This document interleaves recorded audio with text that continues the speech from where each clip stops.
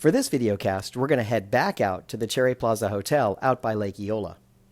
Now, one interesting thing that happened as the revelation was made that Walt Disney was going to be the owner of that property was that Governor Burns was up for re-election the following year. So by having this introduction and really trying to show that there was great economic development and the potential for a lot of money and a lot of jobs and a lot of taxes coming to Florida, Governor Burns naturally assumed that it would make his re-election campaign that much easier. So he put together a little pitch to show why economic development based on Disney was going to be important. I'd like for you to meet someone who's going to be a new neighbor of ours here in Florida, Mr. Walt Disney. The name Walt Disney recalls a lot of happy memories and becomes even more exciting when we consider that Florida will soon be an important part of the fascinating Disney world of entertainment. The Disney organization carried out a tremendous amount of research before selecting Florida as the location for their new project.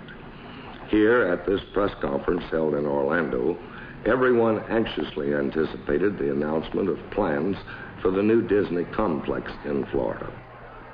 I don't think you mentioned the amount of money at the initial investment. That's a heck of a lot. That would indicate the size of this project. Well, there was a time in my life I didn't think there was that much money. You know? But, well, you see, the initial stage here has to top what we have, or at least be the equivalent of what we have now in California. And there's 54 million in Disneyland now, another 20 million this year.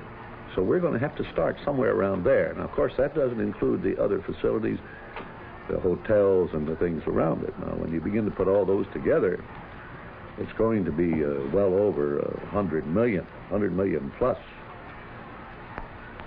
at least. But my big brother says we can do it. He's a money man. It is a big job for Floridians as well as for Walt Disney. It's easy to foresee the untold potential of this project in all facets of economic growth. By way of an introduction, and using an old cliche, you can't argue with success.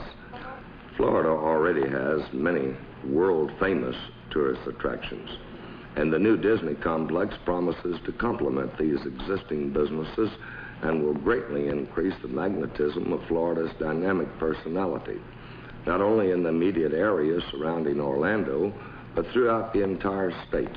Tourists will find an additional incentive to vacation in Florida. Florida has had many great yesterdays, from the first days of exploration to the launching of the nation's first manned spacecraft. Florida has always kept pace with the world that we live in.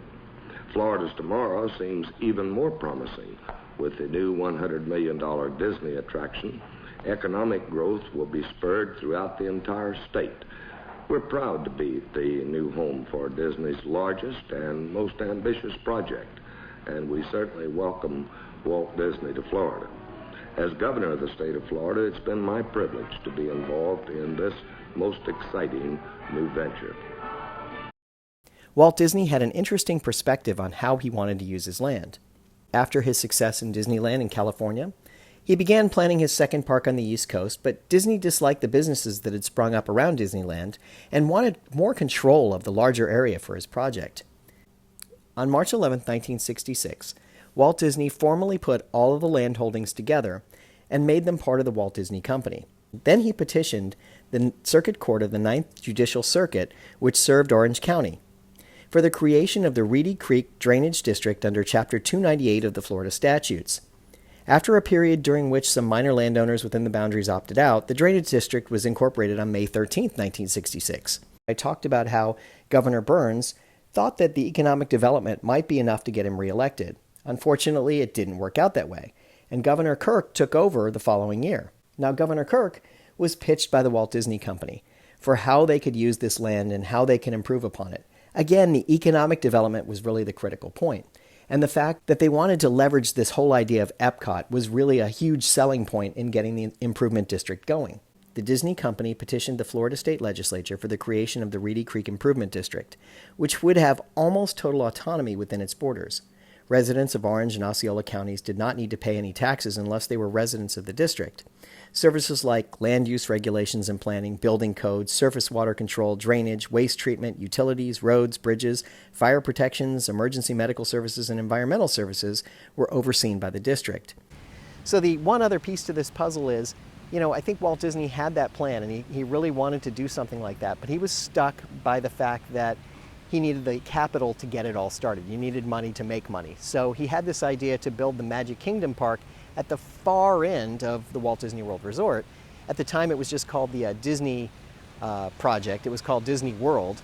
And it was something that he had in mind to just create this property and then put Magic Kingdom at the far end so that all the way at the top by the Magic Kingdom, you had to travel through the research park to get there. So the Magic Kingdom would be the moneymaker that could fund the seed money to get his Epcot Center going. And this was the experimental prototype city. So he had the idea, it all kind of came together to a large part, and then unfortunately he passed away.